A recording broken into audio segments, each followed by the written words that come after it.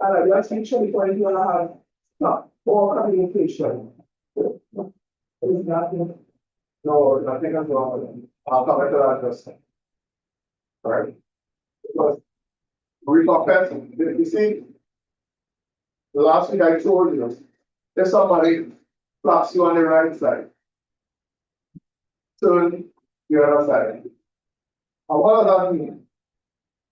Somebody slapped you. You don't have no slap. I mean, I get slapped a couple of times. And a slap is not a nice thing.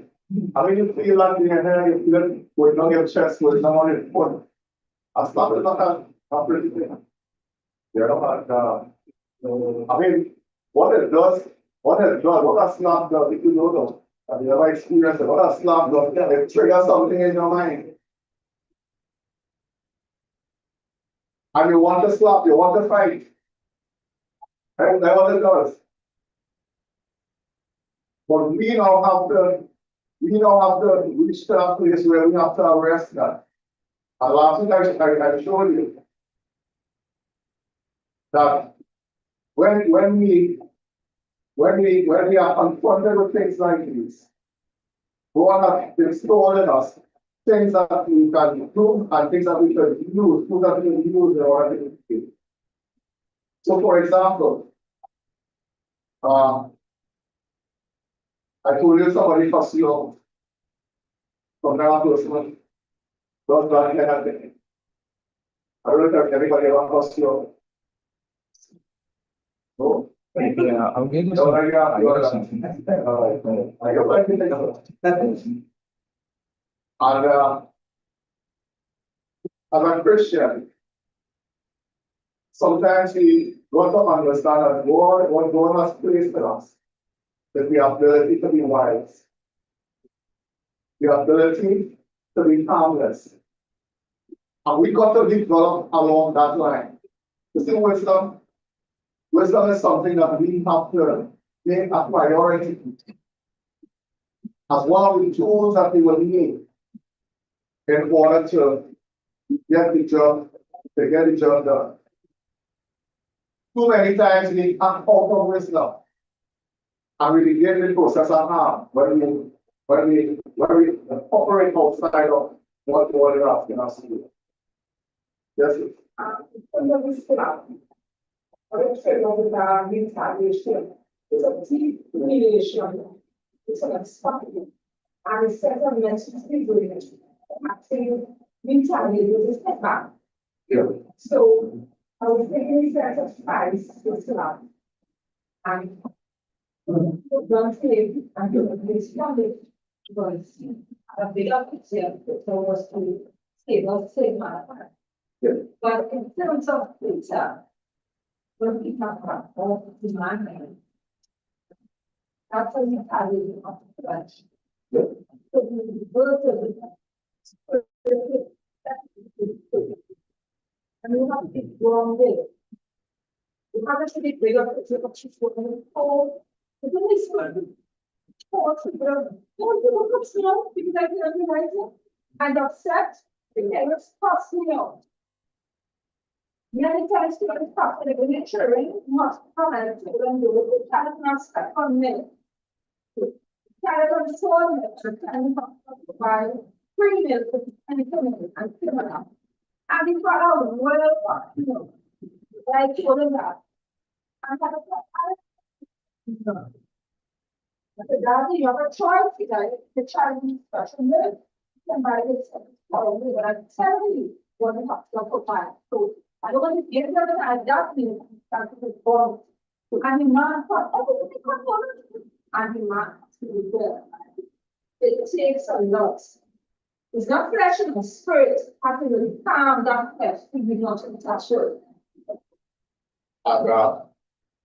And you see, this is what when we looked at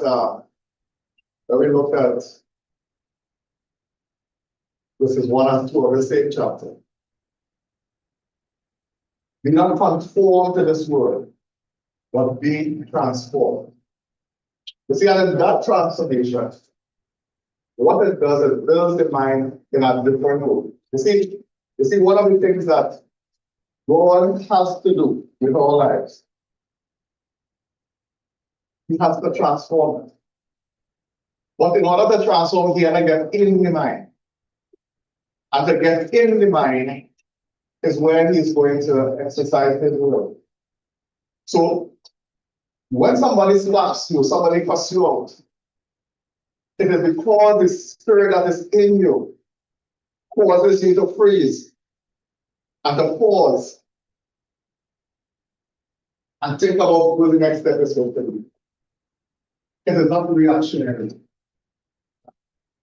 And this is why when we develop the mind of Christ, and we are developing the mind of Christ, we have to take into consideration that God has to be in our lives in a certain way. Because the day that you take God out of your thought, or the day that God is not in your thoughts, you're going to unleash. And you're going to do things to regret. And let me tell you something. No amount of water can wash that.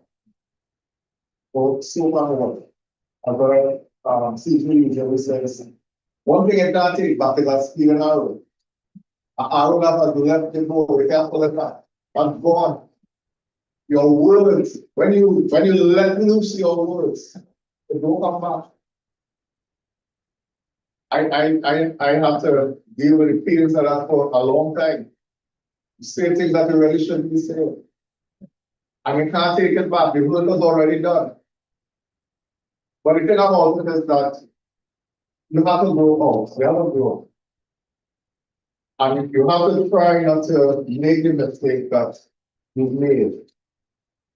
And it is only in Christ that you make the changes that will reflect your character and reflect who God is in your life. You gotta understand that. Because by yourself, you can't do it. You just can't do it. Because you're gonna understand the adversary. The adversary is one that is going to be at us. He's going to constantly be attacking. Rather than we just said, right? You know, Satan, if he has to employ anybody in his business, he will employ Satan. Because Satan is a hard-working guy. He's always on the job. In fact, he doesn't want to go home. He's consistent. He is product-oriented. And he does not stop until he accomplishes tasks. I don't want that to happen. I say nothing, but I don't want that to happen. Nothing happens. You gotta be learn a lot from him. But the thing about it is that do not be wise and don't render. And what he gives us some steps that we should follow. And he's telling us that when these times come, Paul is saying to the Romans, do not avenge yourselves. Not that you can't say anything about the situation, you could, and there were wisdom that's coming. Sometimes we have to exercise that wisdom, but we got to learn. And I'm going to show you a few things that we could learn and understand. Because number one, we got to understand that when people do us evil, we have redress. Right, number one, we have redress. You don't have to take matters into your own hand. Right? And this is why when we started entering into chapter 13, you'll begin to understand that the authority, which is the government, the magistrate, and all of these people who are in authority, they are there for a reason. So he's saying that, look, when somebody wrong you, when somebody evil you, you have a place of redress. You don't have to take vengeance, because hear what? God has already set up where vengeance can take place. You know, sometimes we say, well, vengeance belongs to God, but how? How does God enact vengeance? One of the things he does, he put the court system in place. In the case of the church, he said, you who wrong one another, he said, don't go take one another to the court. You'll see that in 1 Corinthians chapter 6 and verse 5. Don't take your brethren to court when wrong is done to you via the brethren. What he's saying is that you all have enough wisdom to work it out. And this is what was happening with the church in Corinth. They were taking one another to court as brethren. But if somebody outside the church gives you or wrongs you, you have the justice system. You have the authority to protect you. And this is how God puts his vengeance in place. So he's telling us, he says, vengeance belongs to me. Let me just read a few verses in chapter 13, right? Just to get it, Judge. I want to start to bring this plane to land here. We'll read the first 4 verses. I just want to first understand so that we'll be able to address verse number 17. He says, in verse number 1, Romans 13, verse number 1, he said, let every soul be subject unto the higher powers. For there is no power but of God. The powers that are ordained of God. Whosoever therefore resisted the power, resisted the ordinance of God. For they that resist shall receive to themselves damnation. For rulers are not a terror to good works, but to evil. Wilt thou then be afraid of the power? Do that which is good, and thou shalt have praise of the same. Verse 4. For he is the minister of God to thee for good. But if thou do that which is evil, be afraid. For he that beareth not the sword, for he beareth the sword, not the sword, in vain. For he is the minister of God, a revenger to execute the wrath upon him that doeth evil. So you see where vengeance comes? And we sometimes, without wisdom, tell ourselves, well, the court is man-made. Let me tell you this. The court is not man-made. All the power and all the authority that exists in the court comes from God. He ordained that. He put that in place for revenge, for your revenge. He put members of the church and he gave them wisdom to be able to supervise and to conduct the affairs and to help brethren sort out the business. See, like with Moses, when Moses was dealing with the people of Israel, being judge over them, right? They bring all their matters to him so he could adjudicate on it, right? And then God, his father-in-law tell him, look, there's too much for you, right? He said, divide it, divide the work, right? And let some handle the smaller matters and let some handle the bigger matters, and the really deep matters, you will handle it. And it worked. And this is what the court system does. This is what governance does. It divides the work, and this is why we have parliament. This is why we have the judiciary. This is why we have the cabinet. This is why we have all these authoritative, so that they are in place to help us adjudicate on matters that affects us and people who does evil for us. When somebody does wrong, just report them. That's one way to do it. You can report it. And report it to who? The authority. The authority came from what? From God. You follow what I'm saying? Right. They are in place to deal with these matters. So he's telling us. He says, and I just want to jump a little. Look at verse. Go back to chapter 12. Give yourself.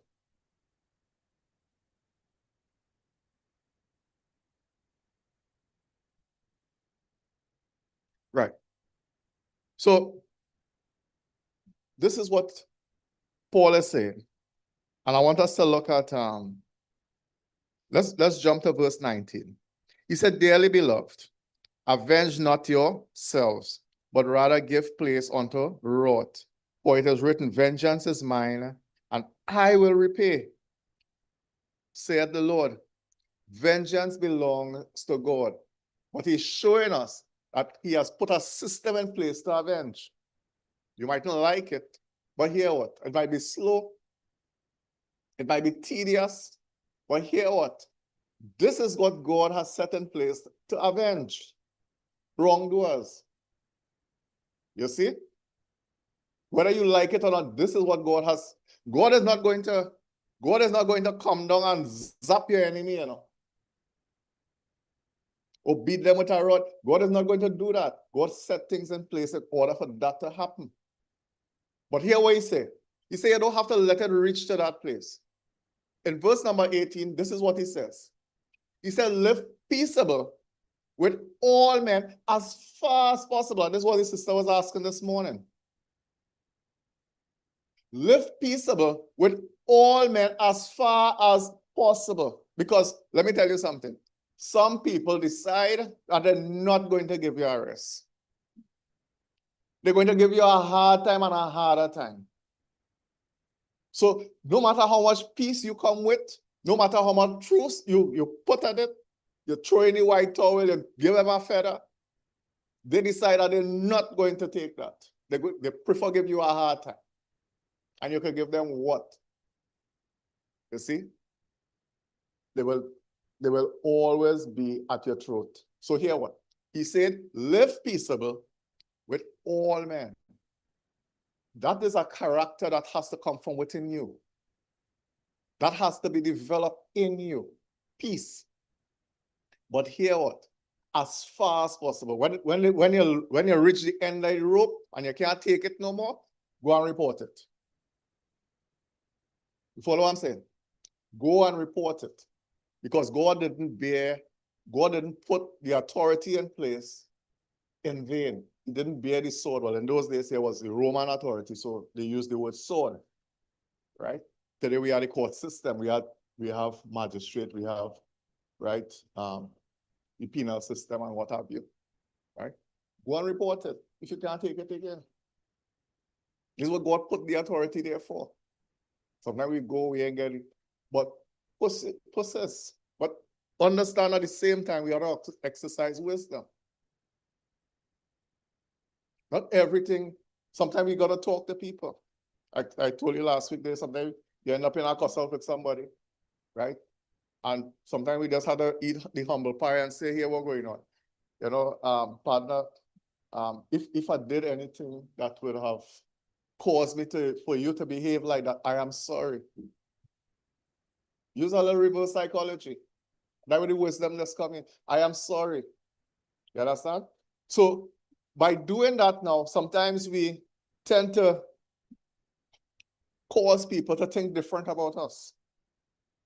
Sometimes in doing so, sometimes we get people to confess.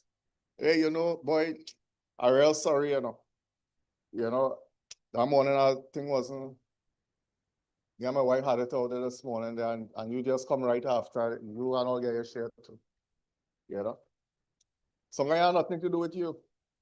But if you had taken the decision that, look, I'm going to let go on you to same speed, you would have never known that he had a problem.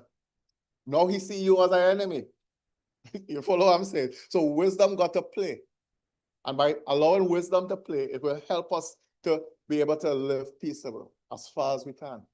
But you've got to exercise and understand wisdom. And then we are to grow in. And spending time with the word, we begin to understand, you know, that God shows us how to be wise. If any man lack wisdom, let him ask God, who give it to all men liberally. Ask God for wisdom. When we ask God for wisdom, God is going to show us a part of wisdom. Not only just gaining knowledge, just one thing. Wisdom also comes with experience. So the knowledge and the experience come together, brings wisdom. That's why they tell you older people, they have a certain measure of wisdom. Because they know what they're supposed to. They know and they have done. So now they could tell you, well, look, you know, right, okay, this is the best path to take. You shouldn't go here, you shouldn't go there, so on, so on, so on. Wisdom. It doesn't come overnight. It takes time. But God has to put you through some stuff in order for you to understand how to behave yourself. Sometimes I have been through some situation in life, and I ask myself, why me, Lord? Why me? Why me? You know, help me to understand this thing. And later down the road, you realize now that somebody in a situation similar to you, but you have already gone through your stuff. And now you are able now to explain. You are able now to share and bring calm. And then the person realizes now that you're not alone. You understand? You're not alone. You're accompanied, right? And you're able to talk and work it out. Right. So let's look to conclude in the book. Right. So this is verse 20. So in verse 20, he's showing you now how to not exercise vengeance, but how to exercise wisdom in the process of when evildoer come your way. Here we say how to approach your enemies. He says, therefore, verse 20, if thine enemy hunger, what? Feed him. If he thirst, give him to drink. For in so doing, thou shalt heap coals of fire on his head. You see? You know what it is? A man, somebody vexed with you, somebody do you wrong, and then you're nice to them. They feel awkward. That's the coals that you're heaping on their head. They feel awkward, they feel shame. Because they know what they do. And then you come in with your nice self now, and you, brother, here, have a cake now. Have a plate of food now. See things. Hey, I see your soil, these plants and them dying. Look, this is a good thing. I try this, you know. Try it and see. Keep coals on their head. The most they could tell you, I don't want it. I remain in the enemy for life. I don't want it. You live peaceable as far as you could. If you see your enemy house burning down, even though you ain't talking, call the fire brigade. We're taking to call the fire brigade. You might want to cuss you after.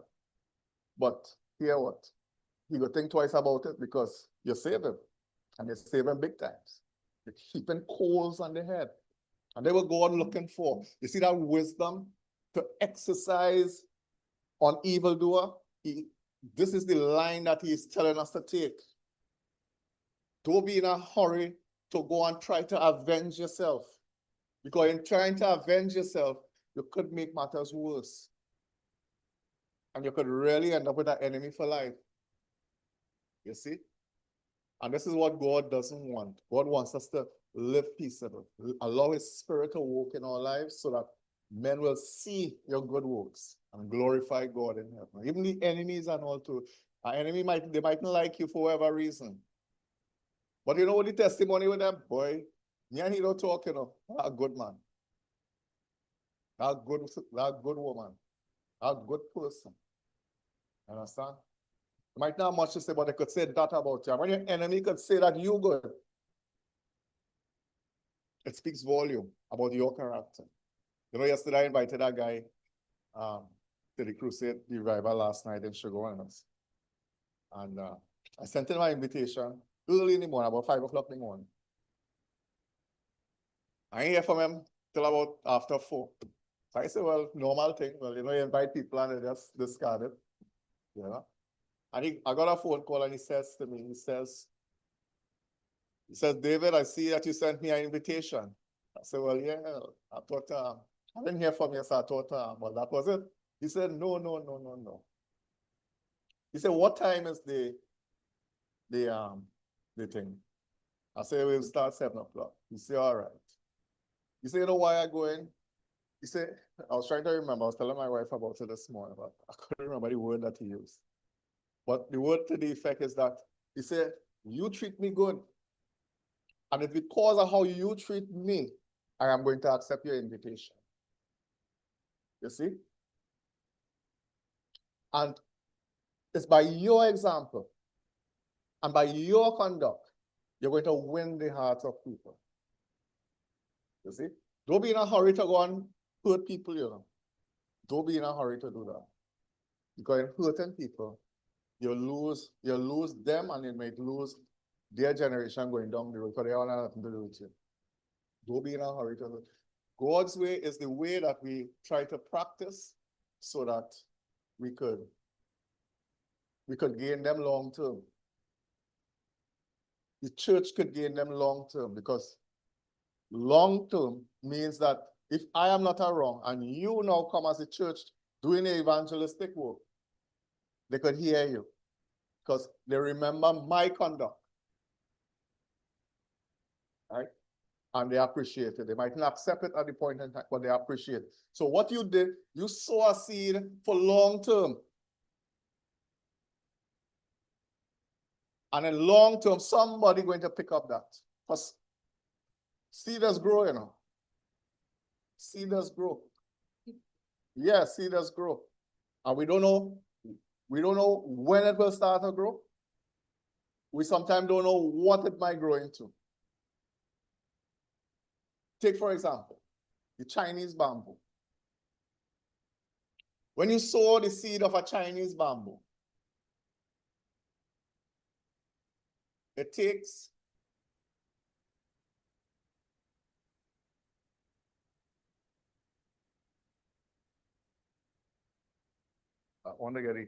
it takes almost a year before any sprout takes.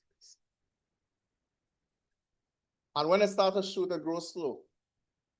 But in 5 years' times, no, I have it wrong side. I have a lot of things wrong in it. But let me just give you the gist, because I don't want to spend time trying to remember the story. I didn't plan that for today's discussion, right? But in 90 days, as soon as it sprouts in 90 days, it grows 90 feet. Right? This is what happens with these bamboo. The point I'm making is that when we sow seed, sometimes we think that it's not growing. Sometimes we think that nothing is happening, but when it shoot off and it gone. And we got to be careful how we live. And verse 21 tells us, do not be overcome by evil, but overcome evil with good. Try to do good by people. And don't let evil overcome you. I just see people, sometimes they have friends, the evil friends. They like to do all kinds of stuff. And then when you go and you start to associate with them, guess what? You start to become like them. You're drinking the same way, you're liming the same way, you're behaving the same way. Right? They have overcome you. And this is why it's important. We got to choose our company. But what he's saying is that do not be overcome by evil, but instead overcome evil with good. Sometimes we see people married into the faith, or married outside the faith. Let me say that. And then when that happens, sometimes the individual overcome us. You see? And we become like them because they have influenced us enough so that we want to go to church again. We want to read again. We want to do plenty of things that we're supposed to be doing. But what he's telling us is that try to not let evil overcome you. And don't put yourself in a situation where you are going to be overcome. You got to know yourself enough. Because some people, in some situation, they will fall black. Some people will last a little longer. Some people could withstand. You got to know yourself. But too many times we're going to associate with people. Oh, I'm a friend. And your friend carry and they can't bring you back. Or you can't come back. You gotta be careful. All right. So that's it for the book. For this chapter. I'm come to our end of this chapter. There's something that I wanted to tackle. Yes, sis.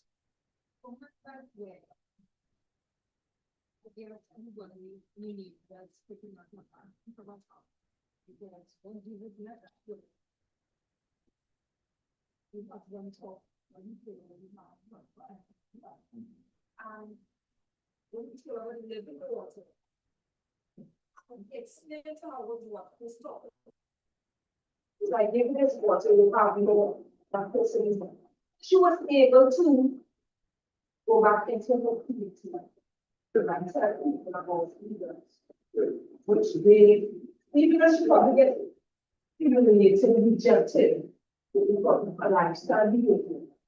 She's able to go back. I'm convinced that I'm telling my bones. Now, if she had said, well, what are you thinking about me? I never want to tell her. So that's my Well, and those, sir. and live good old men. Because, see, and that situation alone brings things forward that, these Samaritan people are people who, when Israel was in exile at one time, Israelis started to marry the people around them, the Palestinians and all that, right? And they became a mixed people called the Samaritans. And these Samaritans really are a mix between Jews and they're like Douglas. I should put it in that way. And what happened is that the Jews, the pure Jews, let me use that word. They look down on them and they call them dogs. They refer to them as dogs, less than. Because one of the problems with Israel is that Israel felt that they were superior. Right? So they had a superiority complex. And everybody else, they look down on them. Because they serve a God, God have done great things for them, and they feel they're up to it. There's nothing wrong in thinking highly about yourself or feeling good about yourself. Let me use that word. But when it started to become pride, and you start to be overcome with pride, then there's a whole other story. Right? You're about self-interest. And so it is when they meet Jesus, she met Jesus at the well. One of the things that happened is that the conversation was, look, are you the one, what is the word you use? Not bread of life. Are you the living water? Right. And what Jesus was telling her is that, yes, I am the living water. But one thing that also came to the fore is that Jesus was able to tell the woman about her life story and how much husband she had. Now, nobody didn't know that. Plenty of people didn't know that. And here it is, I'm in front of a stranger. He's telling me about my life story. And so she took that and she carried it back to her community. And in carrying it back to her community, she was able now to sell the story about Jesus. Now, it was easy for her to say, well, look, Jesus is a Jew. And them Jews see me as dog. Why would I talk about people? But Jesus impacted her life. And he impacted her life in a way that she was moved to go and talk about him. I've met a man. Tell me all about my life. Want me to come and meet him. That is the impact that Jesus has. That is the impact that the God word has. Last night after the crusade, after the preacher finished, his message was so impactful. My guest told me, when you're going again, invite me. I want to come. So you always have that invitation. That's how we work with people. And you don't have to always go direct. Sometimes you have to let people see your good works. And when you convince them by your good works and by your attitude, guess what? You open the door for the gospel. You see? And that's what you want. So lifestyle together with the word creates a conversation, creates an opening. And that's what happened with the woman at the well. I think I will do a sermon on that sometime. The woman on the well. Right? But as I say, right, that's it, right? Any questions again? I just want to tackle one little point here that I promised to do some time ago. And that's verse number 11, where it talks about be not slothful in business. Right? And I want to tackle that. And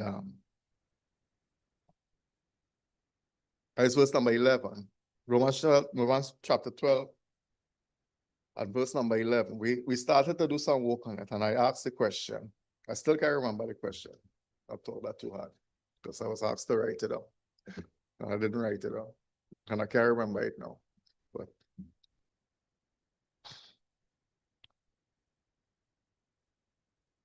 verse 10, it says, be kindly affectionate. Be kindly affection one to another with brotherly love, in honor preferring one another, not slothful in business, fervent in spirit, serving the Lord. Do you think that the church could be in a better place? Or do you think that the way how we conduct ourselves causes the church to grow in a way or leaps and bounds? You think that the church is growing because we are slothful? Do you think that the church is not growing because do you think that the church is not growing because we are slothful in business? Yeah, I think that's what I want to ask. Do you think that the church, after all these years, talk about this church, Church of Christ, in Trinidad, let's just deal with Trinidad. Do you think that we could be in a better place after all these years? And what do you think that will cause us to not be where we are? You see, one of the things that I'm looking at is that many times our yea is not yea, and our nay is not nay. We tell people, we make promises, and we don't keep them. As simple as that. Why does that happen? Sometimes it is because we are not energized enough. Sometimes it is because we procrastinate.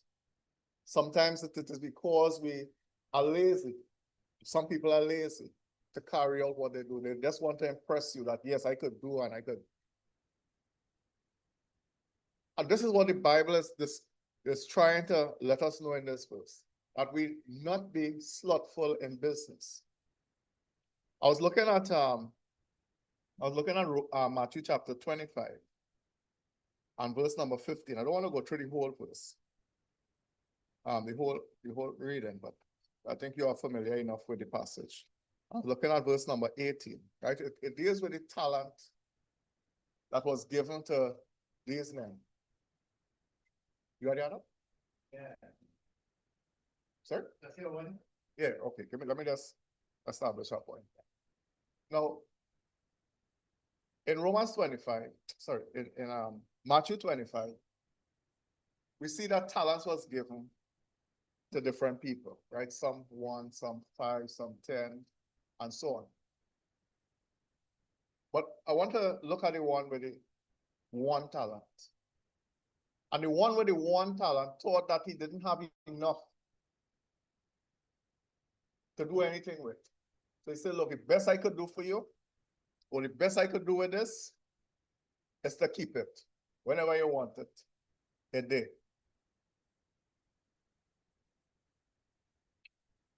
And sometimes we don't understand the talent.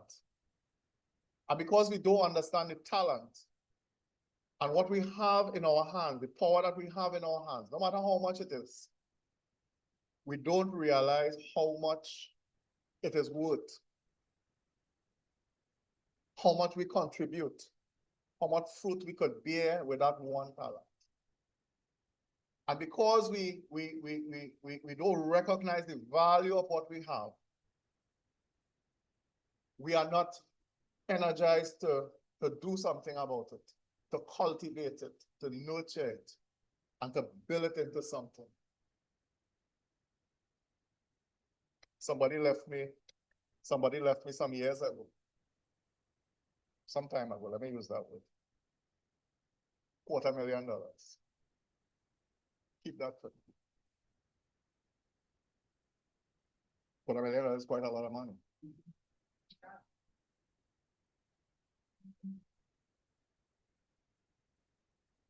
Say, look, see that? Me holding on to that. I went and I put it on a fixed deposit and it made some interest.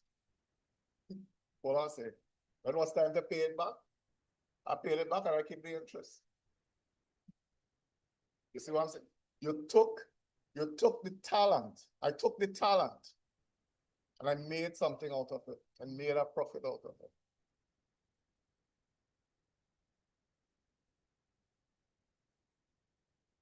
And we got to, I just use that as an example. But what we got to understand is that when we have whatever we have in our possessions,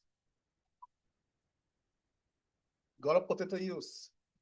We got to allow it to bear fruit, no matter what it is. Yeah, brother, yeah, I don't want to forget. There's a statement done after the statement that everything right for base money. Good. So I believe that so leadership is the key that either makes everything go forward or makes everything flat. Okay.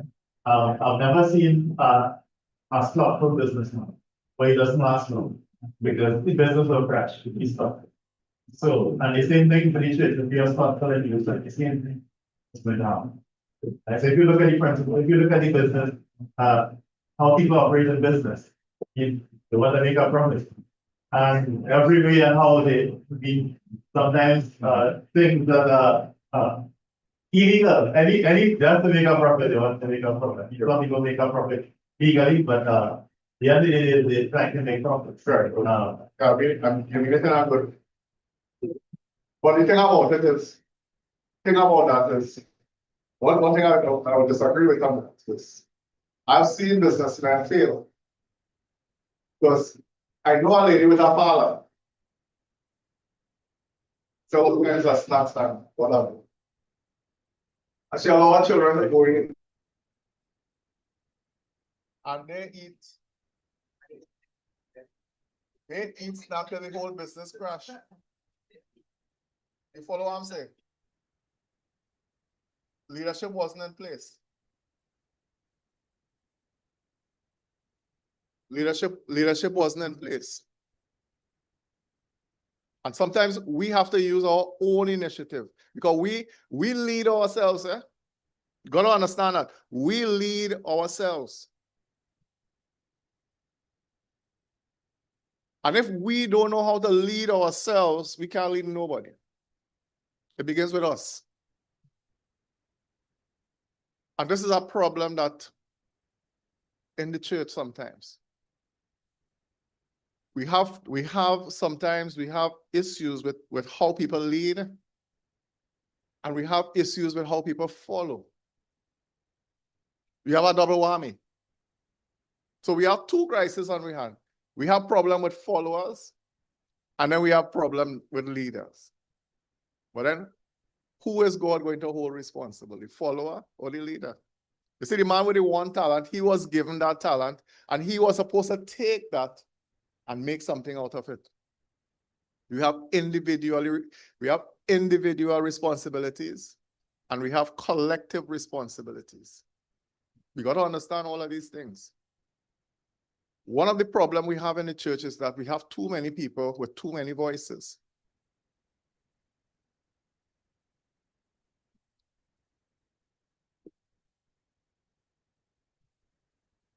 I was telling a real estate guy the other day. who we dealing with. He said, call your lawyer, talk to your lawyer. So I told him, well, I said, well, there's somebody in place that talks to the lawyer. And the simple reason is that you don't want too much voices going to the lawyer. So we channel things in a particular way. So there's one voice. When I talking to the lawyer and this one talking to the lawyer and that one talking and everybody there's a whole mix-up. We have one voice. In extreme cases, I may come. But we have one voice. When you are in the church setting, we have one voice. The leaders talk on your behalf. And too many times, too many people go on the side and talk all kinds of stuff that they shouldn't be talking. And leaders have to deal with that. Because God's going to hold you leaders responsible. Well, let me take back that. God going to hold us leaders responsible. Right? Because you are the one to direct the flock. And if the flock directing themselves, we have problems. Yes, sis. The closing with you, right?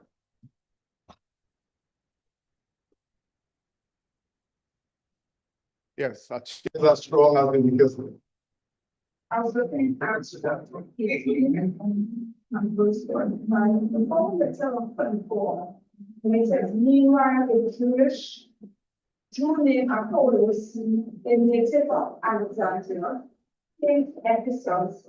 He was a learned man with a thorough knowledge of the scriptures.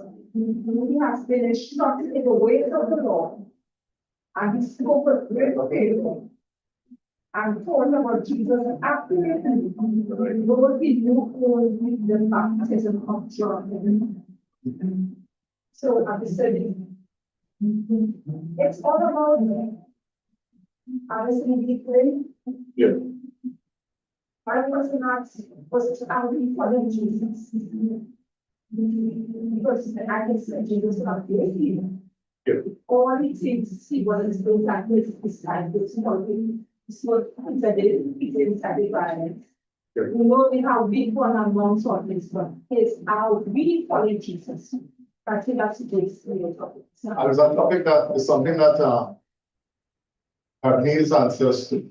Because to follow Jesus, you have to know Jesus. That's why he was poor, this man. He's so powerful man. And then when Priscilla and Aquila, they invited him to their home. They were next category, that was next town. They invited Paul to go to Christ, and they were taught, and they went out. So are we following Jesus? We see Jesus not going to do that. Right. But again, you see that Aquila and Priscilla took leadership to talk with Apollos. Right? But one thing you're going to see now is that they work closely with the Apostle Paul. Apostle Paul was the apostle, he was the man that made the mission and directed how things were. And he now followed Christ.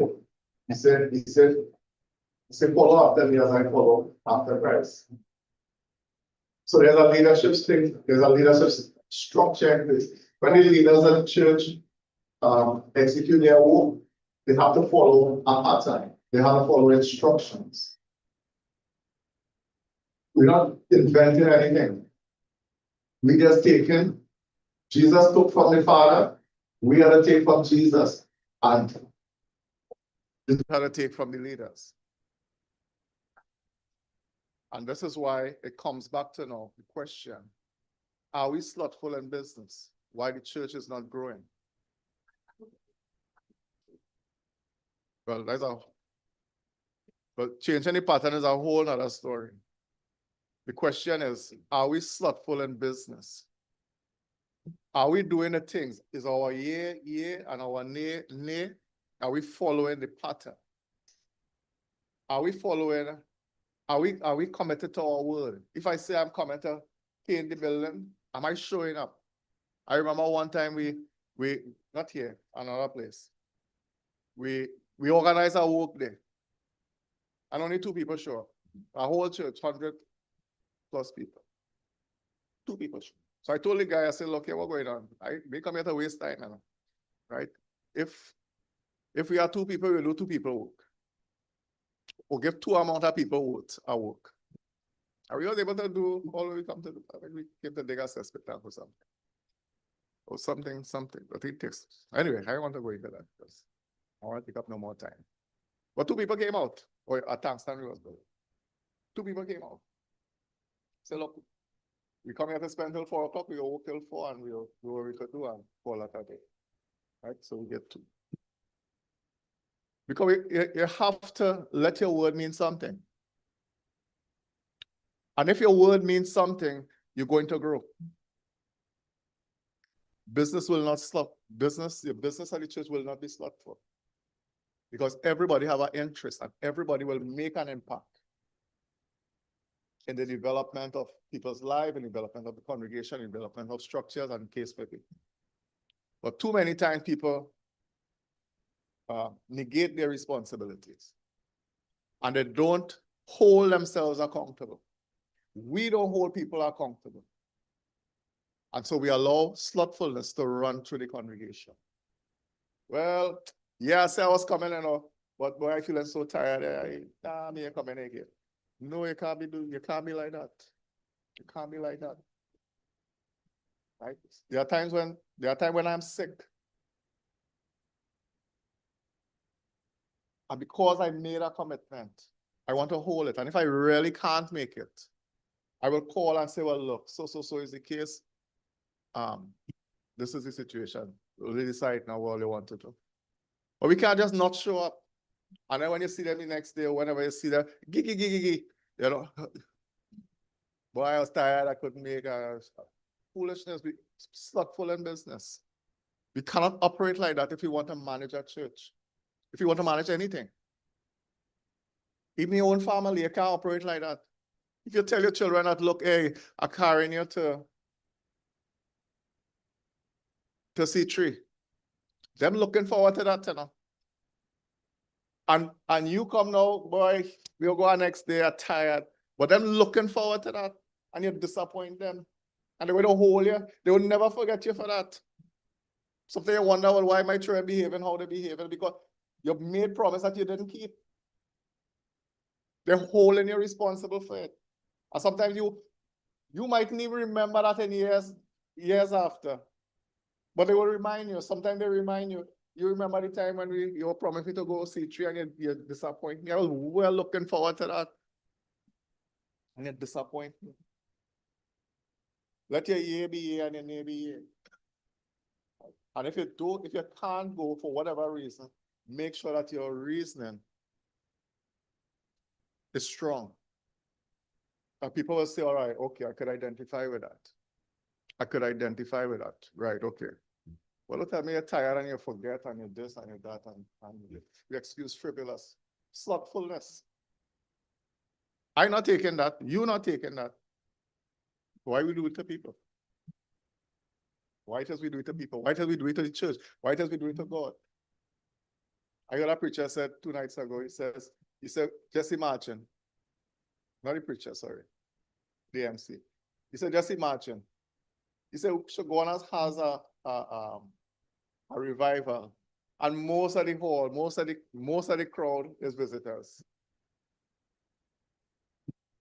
Something wrong. Something is wrong. We can't build nothing if we operate like that. You'll always be where we are because we are slothful in business. We are not fervent in spirit. Woo. Time gone. Let's just close with a word of prayer, and anything after you could always discuss us.